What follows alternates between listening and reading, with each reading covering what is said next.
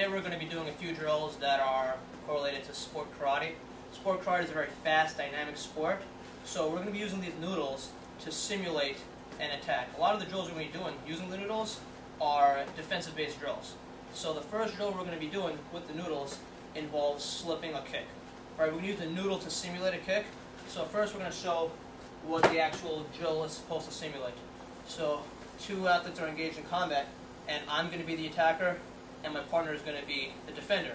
So when I throw my back leg kick, he's going to dip down from his knees, keeping his eyes forward, and slip the kick like this.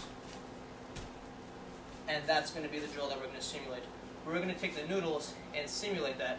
We're going to start off just practicing the slip, and then we're going to make it a little more advanced and pick it up step by step. Okay?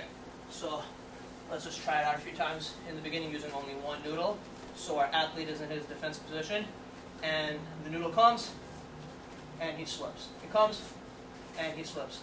The great thing about using a noodle for drills like this is that it's very soft. So if they get hit, they don't get hurt. Whereas practicing at high speeds, throwing kicks, there's always a risk of injury, especially when you're practicing an attack to the head. So it's a good way to practice awareness with a minimal risk of injury.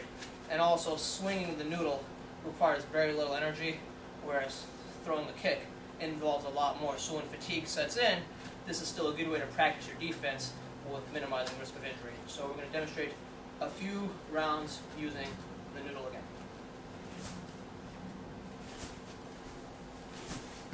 Notice how our athlete keeps his eyes up and bends from his knees while keeping good posture.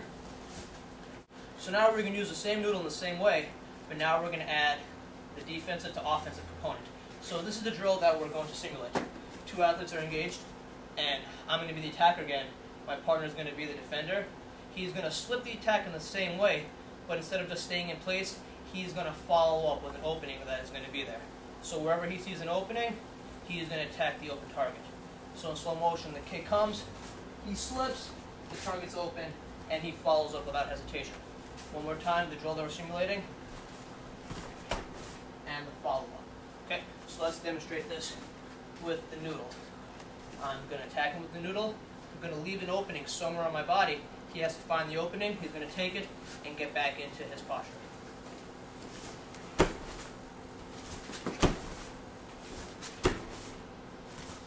We're going to take the same concept and apply it to kicks thrown to the body. So in a similar fashion to the head roundhouse kick, the body roundhouse kick is very similar. So the drill we're going to simulate is blocking the round kick to the body. Before we were evading the kick, it's not nearly as easy to evade a kick to the body because you can't get your body out of the way as easily as your head. So instead of evading, we're going to be blocking the kicks this time. So depending on which side the kick comes from, our athlete is going to be dropping his guard and covering the kick while defending himself. Okay, so kicks to his front side are going to look like this. He's going to cover with his arms, defending himself. And then at the same time, the drill works on the other side. The kicks come to his belly side. He's going to drop his arms and cover to that side. Okay, so you guys can see how it looks to the open side. So if you got a better angle, see how he's dropping his arms, keeping his elbow tight, protecting his ribs, and covering the kick. All right, so we're going to be using the noodles to simulate those kicks. So it's going to look a lot like this. This is a good drill because he has to react to where the drill is coming from. He doesn't know if it's coming from the left or the right, so he has to keep his eyes open and stay away the whole time.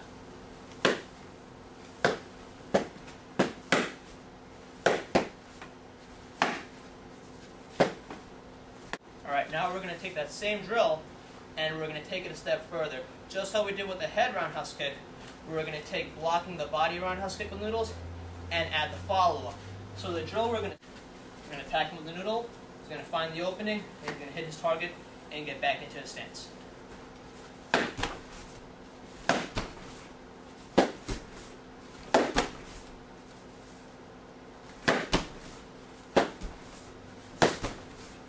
Practicing is evading hand attacks to the head.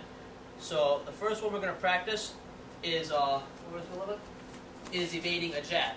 So the drill that we're going to simulate is this. We're in our guard, we're at a close distance, I throw my front hand attack, my jab, and he's going to slip his head to the side. Bam. Bam. Okay? So the way we're going to simulate that is using using this. This is a little cool tool to use. It's just a noodle on a stick. It gives a little more range. It gives a little more range, and you could use it a lot faster and change the distance. Oh my! Ready? So when I attack, he's gonna slip his head. Bam, bam. We're gonna practice slipping the backhand punch in karate. A backhand punch is called a reverse punch. He's gonna slip his head to the opposite side now. So we're on our stance. I throw my backhand attack, and he moves his head out to the side.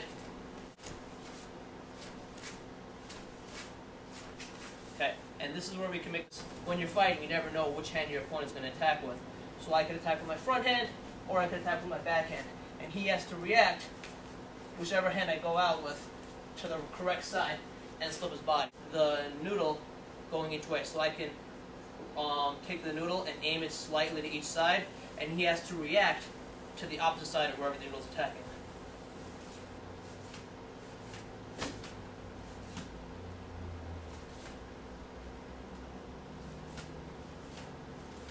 So the next drill we're going to do is a drill to reinforce head movement, at the same time incorporating a little bit of footwork. So what our target's going to do is he's going to be slipping his head side to side in a rhythmic manner as he pressures forward and takes distance on his opponent. It's going to look like this. I attack him, and he has to move his head out of the way as he covers distance forward. And he can do the same drill moving backwards while keeping defensive awareness and giving up space if he needs to use the ring, or if time's running out, he might not want to engage as much. And at the same time, if he's winning in a fight and time is running out, his opponent is going to be a little attack happy, and they're going to be attacking a little more. So it's a good drill to keep his awareness up. So in the same way, eyes up, moving his head out of the way. Same drill that we just did. We're going to make it a little more realistic by giving him an opportunity to react. So we're going to start off in the same way, but at any given time during the drill, I can stop attacking him and give him an opening. So the way we're going to give him openings in this drill is I'm going to be attacking him, he's going to be pressuring forward, and if I put my hands on my stomach, that means I want him to attack me to the face, because that's where the open area is. And the opposite, if I cover my face, that means I want him to attack my belly. So I'm going to be attacking him, he's going to be pressuring forward, moving his head. Whenever the opening presents itself, he has to react right away and take his opening. So this drill is going to look like this. Go back a little bit. So I start attacking him, he starts defending, and I give him the opening.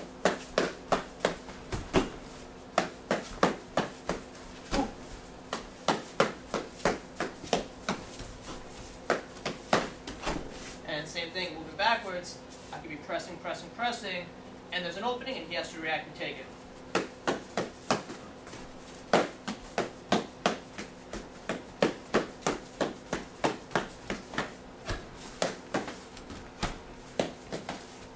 So he never knows when I'm going to give him the opening, so he has to stay aware and always be ready to attack. See, there he wasn't ready. Now we're going to go back to the body kick a little bit. It's a really heavy technique and really strong. So sometimes you'll be fighting somebody you don't want to get hit by, and a good way to not get hit is to evade.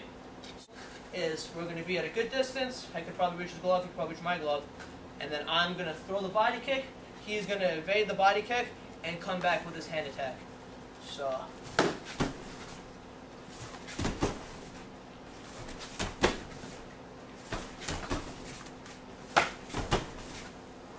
a few of these drills it's not encompassing everything, but they cover a lot of the defensive stuff that goes on in karate. Force you to stay aware, and you can really move the noodle at some high speeds. So it's a really good way of keeping aware. And being aware in karate is one of the most important things. People are able to change distance, and some fighters are just so incredibly fast that it's hard to see them. So using the noodle is a great tool. To finish up, I'm just going to show you guys a little bit of what free sparring in karate looks like.